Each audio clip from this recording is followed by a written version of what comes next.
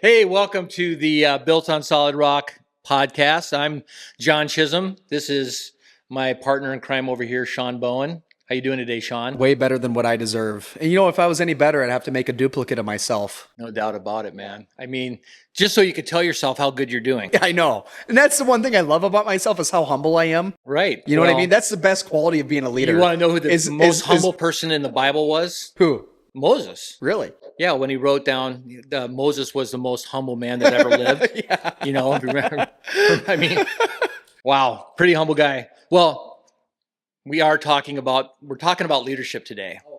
Okay. Yeah, leadership. I mean, you just said in the last podcast that you don't read any leadership books or anything like that. So all I do is I just listen to you and I learn everything. Well, I've taught you everything you know, but not everything I know. Oh, there we go. Just yet. Yep. Okay. Just yet. I was having a conversation actually the other day with your buddy Jesse, and I was talking to him about the loneliest profession. I believe the loneliest profession is being a pastor. I really do. I think it's the loneliest profession because you're kind of like you're out there on an island. You don't really have, you've got elders, you've got church members and stuff like that, but they're not carrying the same leadership burden you're carrying. And I just think I know because I've been one, I think it's extremely lonely. It's extremely hard to be that. I mean, really, there's stuff you just can't talk to people about, right? I mean, it's just, and nobody, unless you are a pastor, you can't possibly understand that burden. You can't possibly understand that, that kind of heaviness. And after this last podcast, it's kind of fun. I'm kind of starting out with kind of a kind of hard, this is kind of hard, I know, dude. I was like looking forward to like getting at it. And now it's like, oh boy. Yeah. Well, I'm just saying leadership is lonely. It's also extremely rewarding. There is no ifs, ands, or buts about it. But everybody wants to be the leader. Everybody wants to be the person in charge. We can talk about that. I'll give you an example, man. I think that there's definitely something within human nature where you do want to be in charge. So we're working on a position right now. It's a leadership position with a company in the Midwest, looking for a general manager. So in my mind, so I'm calling senior PMs, right? People that are at the top of their game. They've kind of hit that glass ceiling as a high level PM. And I talked to one guy yesterday, really nice guy. And I was like, dude, I love your background. I've got a leadership position for you. It's a GM role, overseeing an entire division, doing exactly what you're doing now with the leadership title and leadership pay. And we're talking like big pay, like over 200, right? And he started laughing. He's like, bro, I don't want to be a leader. He's like, I don't want all the headaches. I don't want all of that stuff. And you and I have been there, right? So like, I think what you're saying, like, and it's somewhat hyperbole to an extent, but like, yes, I think that people, and leadership is different, right? Like leadership isn't just being a general manager overseeing that. You can be a leader. There's a huge difference between being a manager and being a leader. Well, that's not what I'm talking we don't about. have to, no, but you can be a leader and be a janitor. Yes. Okay. Yes. So like, that's where I want to go. Yes. That's where I want to go. 100%. 100%. But I mean, leadership is way more than management. So like a manager. Amen. Yeah. Basically says, is a manager of processes and procedures and do things 1, 2, 3, 4 in this order, and making sure that all these things are done in that order. It's sort of like what we were talking about before.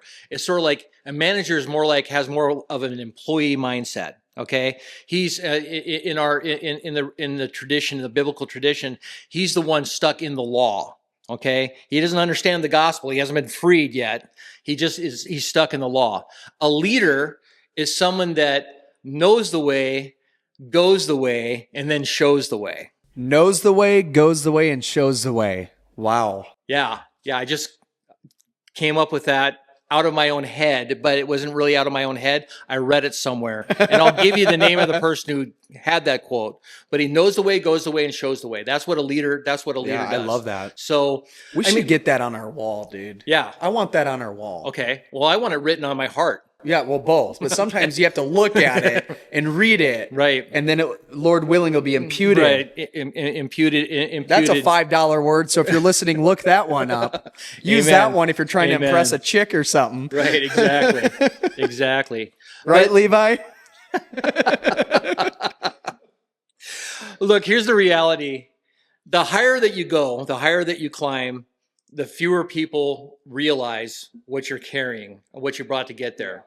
You know, they see the top of the iceberg, but they don't see the huge roots underneath of the iceberg. Well, icebergs don't have roots, but if you see a picture of an iceberg, there's usually a much larger iceberg. 2/3 of it's underwater. Yeah, so it's not roots, but yeah. Yeah. So, I mean, that's just the reality. So, let me ask you this question, because I know that you shared before about sometimes you just don't sleep. You just don't sleep at night. You're wide awake. Your brain's going 1,000 miles an hour. When did leadership stop feeling like really, really exciting and start feeling kind of heavy? Well, I think there's always, in my opinion, there's always a mixture of that. Like in my own experience, like I haven't always wanted to be a leader. At my previous place of employment, like there were certainly opportunities. At one point in time, I took advantage of that opportunity, but I figured out probably 8 years ago that in order to lead, and I have to relate it to what we do, which I think is applicable to a lot of other things, but like to what we do is like, I think if you desire to lead, you there has to be something in there where you really truly want to see people do better than what you do. 100%. Right? Like you really want to see people excel and provide for themselves first before you provide for yourself. Like there is, in my opinion, there's a sense of that, there's a sense of, sacrifice. And, I think that there's always a level of burden, but just because, life is full of burdens, it doesn't mean that you're going to be taken down.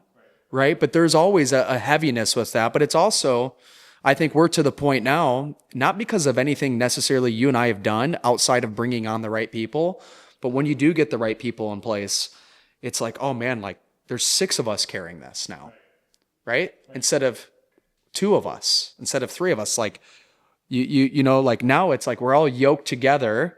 We all are going after the same thing. And so that alleviates that burden and makes it easier to kind of push through. Sort of like the Norwegian soccer fans, they're all rowing in the same direction, and they're all going at the same speed. Try and roll that boat with like 2 people. Ain't gonna work. No, not that. Or try and have the amount of people and you're going in different directions. I mean, these are simple examples, right? But like you can look at a picture as simple as that and see how does that apply to what we're doing?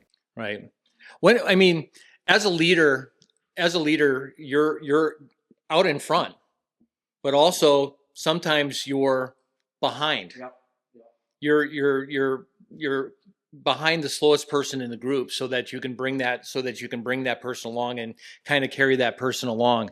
I mean, in leadership, let me ask you this question, because we have to make decisions every day. Yeah. What's the hardest decision in your, not necessarily in your life, but in your leadership roles, whether they've been in as the owner of the company? Obviously you're in a leadership role. What's the hardest decision you've ever had to make? I think I just go back to like the quote unquote the early days. No, we've only been around for 2.5 years, but it seems like we've been doing it for 10 years now. Isn't it the life of a recruiter? I mean, you hear about dog years. I mean, yeah. I'm 30 years old. Look at me. Just a couple gray hairs. No, I mean, I go back to like, kind of like the early days of like, what are we doing? Right. Like, and I think there was probably at least 1 or 2 conversations. Like we just made that decision to grow, not just number wise, of course that comes with growth, but also development wise, which is where I think we're hyper focused right now. And so I think that was one of like the things like, are we going to do this? Are we going to take on the level of burden? Are we going to take on the level of, back in the day, $3,000 a month going out the door for stuff seemed like a lot. Doesn't mean crap anymore. Right? It doesn't mean crap anymore. So like, I think like some of those like decisions, like, okay, if we're going to do this, we're doing it. And that really wasn't that hard of a decision. It was pretty obvious. Like we've built a great product that we know is going to be self-sufficient, that is going to produce, that is going to do well over time. And so it was a hard decision, but it's also like the only decision. You know what I mean? It wasn't like, we can't just stop here. We have to keep going. Yeah. And that's a tough decision because you see like, okay, here's all of the variables that come into place, right? I mean, building a business is like learning to ride a bike. Yeah. I mean, it really is. I mean, except that the bike's on fire, your shoes are on fire, your And shirt's there's no on wheels fire, on it. and there's no and there's no wheels on Yeah. it, and the cliff is approaching, Yep. and there's no brakes, Right. and your hair's on fire too. Yeah. Yeah. So that's sort of what it's like. I mean, you just, you know, I guess I would ask you the same question because you're on the, we're on the journey together here, but like in your mind, and whether it's here or anything else you've done in life, but maybe just for the sake of the podcast and the context of what we talk about, I guess I'll ask the same question back to you. The hardest decision I've ever made is the same as the easiest decision I've ever made, and that was leaving the former company to build a business at age 59. I mean, I literally did look at myself a couple times in the mirror, and then I said this. How'd that go? I was like, wow, what a good looking guy. What a stud. No wonder people love me. Yeah. So, no, but I mean, in all seriousness, it was the hardest decision and the easiest decision. It was the easiest decision because of the culture. There was no other place to go. What are you gonna go sell cars again? Right. Yeah. What am I gonna do? And car sales is a great trade if you're good at it. Right. But, I mean, if I wasn't a recruiter, I'd be out picking rocks right now. I mean, Yeah. let's just be real. But where it was an easy decision to make was also extremely difficult because you think about you do as a leader, and you really have nobody to talk to about this. As a leader, as an entrepreneur, you really have a lot more questions than you do answers. But that's where in our Christian faith, as well as in entrepreneurship, it's the same thing. You trust. You just know that there's something better out there, and you know that you have to go out and you have to find out about it and you have to grab it. You leap and then you look. I love that. You know, did you come up with that, or did you read that in a book somewhere? That one I think I just came up with just now. Can we verify that? Yeah, what's Joe Rogan's guy's name? Do you guys know his name? Jesse? Is it Jesse? Jamie? Yeah, hey, Jamie, can you verify that quick? Put it up on the screen. But quite literally, I've said to my wife, I said, why in the world at age 59 would I go out and do this? This is truly scary. I mean, what if? But then I already took the leap.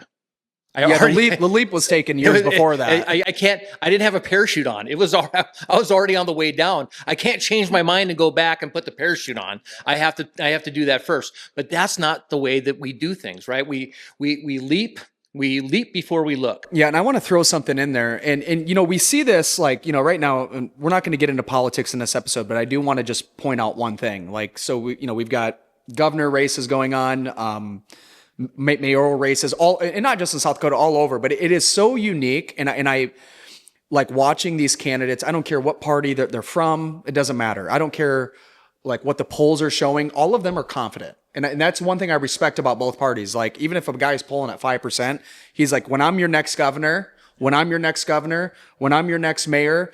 And I love that because as a leader or as a person, like I don't want to hear somebody saying like, hey, if I win, and it's like, there's this level of confidence that I think that we carried over. And once again, this isn't patting ourselves on the back. Like, I want to give people a holistic idea of what does this look like? And it's not to say we certainly haven't accomplished everything that we want. We're not even freaking close to that. Not yet. But I just go back to that time because you had your own sacrifices. I had my own sacrifices. But I know that in our mind at that time, there was 100% confidence. Yet that we were going to make it. Yet there's always self-doubt. And as long as we're in these flesh and bones, there's always going to be self-doubt. But there was 100% confidence that we are going to do this, and that's where we're going. Right. Well, I mean, so we talk to our leaders about this all the time. But how do great leaders stay calm when everything around them isn't? When everything it seems like is on fire. Yeah. How do you stay calm? Which this is every day of our business. Right. Every day it's on fire. We're at war. Every day, dude. And this is the Solid Rock War Room. Yeah. We just made that official. Right. Yep. This is the war room. There's no political correctness in here. We're all. This is not a safe space. No, it's not. So, but to answer try to answer the question. How do you how do you set the thermostat instead of being a Yeah, thermometer? I mean, dude. I mean, how do you set the temperature rather than, I mean, how do you respond rather than react? How do you stay calm in the midst of all of it? I think to me it's very like I think like in very systematic ways. Very systematic ways is the way that I process information and hopefully try and communicate. But there's the building's on fire, okay? And we have to put the fire out one room at a time. So what does that look like in our world? It's like, hey, we know things are blowing up. Some things are going good, some things are falling apart.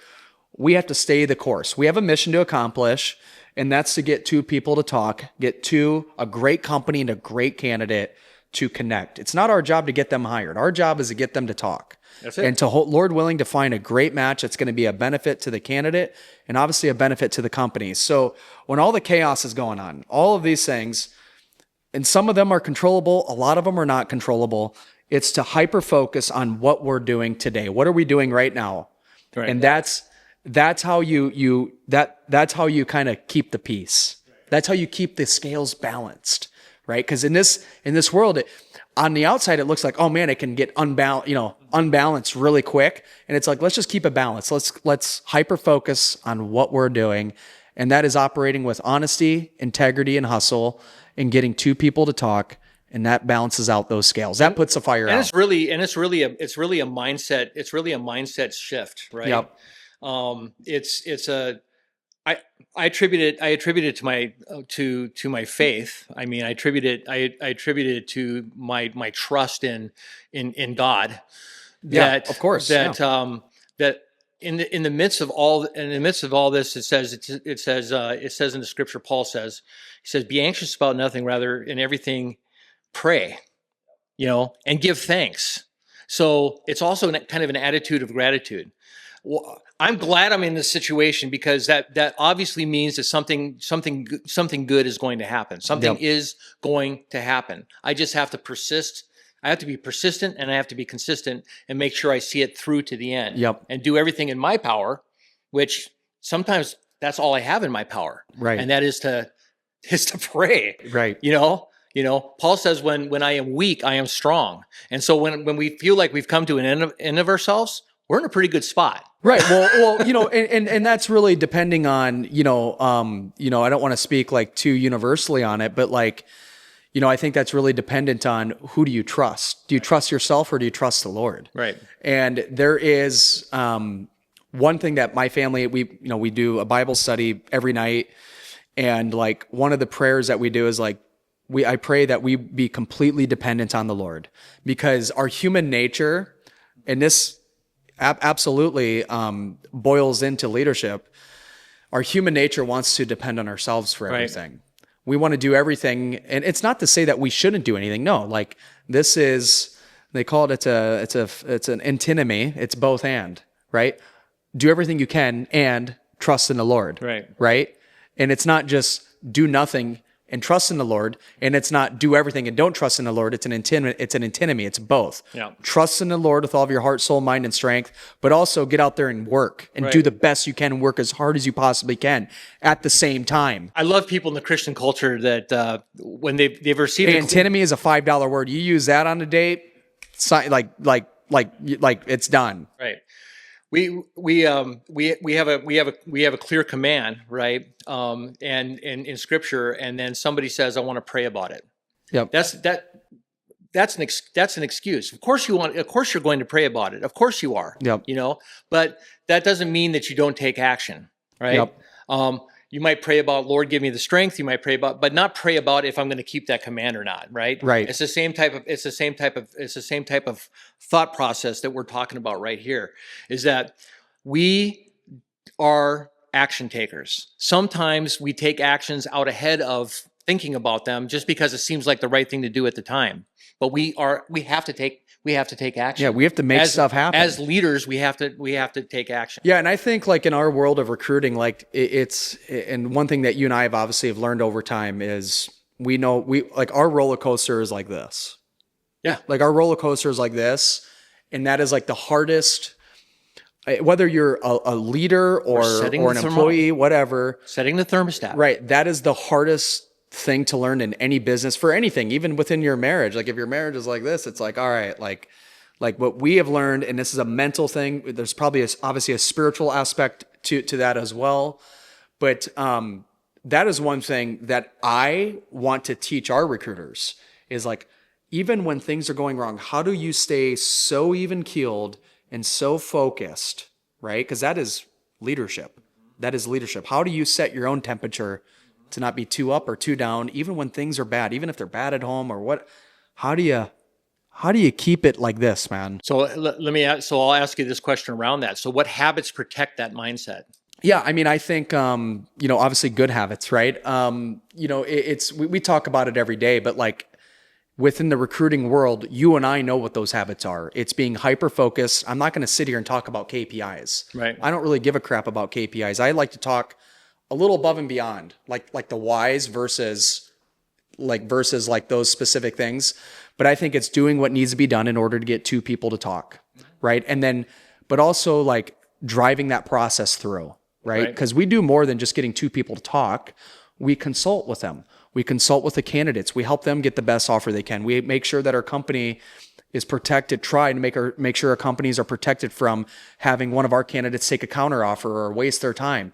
And so it's, we could talk for hours about the recruiting process in philosophy. That's and I don't want to talk about No, that. I know that, but you ask a question. So the habits, what do you do like on a daily basis to kind of protect that mindset around you? You mentioned something earlier. For example, you have a habit, a daily habit or a daily ritual or whatever you want to call it, where you have family worship time. Right? You read the Bible, you pray together, you do these things. Those are habits that, in my mind, that protect mindset. Is there other habits that you have that protect your mindset within this company? I think like, cause my role has changed even the last like 6 months. I think the habit, it's hard to even like, I don't know if I can articulate that, cause I think I'm still building those, like what are those habits? Right. So I personally don't know if I can answer. I mean, I think the big thing is making sure that I'm involved in, for sure, the closing process, and making sure that from a higher level that the thing, like our companies that are over a barrel that have needs, making sure that those are being worked on. It's probably a good question. I need to probably sit down and put some thought into. Yeah. So I don't know. It's a good question in my mind. So like some of the habits that I have on a daily basis, and I've written about this extensively, is just a thing. I do the same thing. I go through the same process every single morning. I make a plan in the morning. A lot of people like making a plan in the evening. I don't care when you make a plan. I just make a plan. I don't necessarily write it down. I've got it memorized now to a point, but I do a certain thing in a certain order every single day. And people say, well, how do you find this? How do you find these candidates? Well, because I've been doing the same thing every single day consistently. And when something's not working, I don't hold on to it so long that I change it. If something's not working, I change it, right? But I have these habits that I do every single day just to get my day started every single day, right? And before I do anything, I'm reading my Bible, I'm praying, I'm asking the Lord for guidance and for help because I need it. You definitely need it. I definitely need it. But I do the same business habits every single day and make sure that there's a consistency. Well, and I think that, goes into leadership, right? Because like you have to, like, to be a leader, and I'm not talking executive level, I'm just talking leadership, right? Like we've already, discerned between those two differences. But I think you bring up a good point of like planning, preparing for battle, right? Whether you're a foot soldier or a colonel, right? Like those habits are going to be a little bit different. That planning and preparing is going to be different. But I think that it's a good point. Like if you just come to work and I don't know what I'm working on today. Yeah. Well, we'll get you there, dude. Like now I know. I just met with, you saw me. I met with a couple guys this morning, and I'm like, dude, it's 8:45 or almost 9 o'clock, and you're just kind of like getting your day planned out. Yeah. It's like let's fix that. Yeah. Let's fix that, dude. Yeah. We can't go back and get the parachute, but we can get started where we're at. Yeah. I mean, when was the best time to plant a tree? 10 years ago. 20 years ago. Right. 30 years ago. Yeah. However, yeah. But when's the second best time? Today. Yeah. Right. So here's the thing. You've been in this battle for A 11 decade, years. 11 years, just over a decade.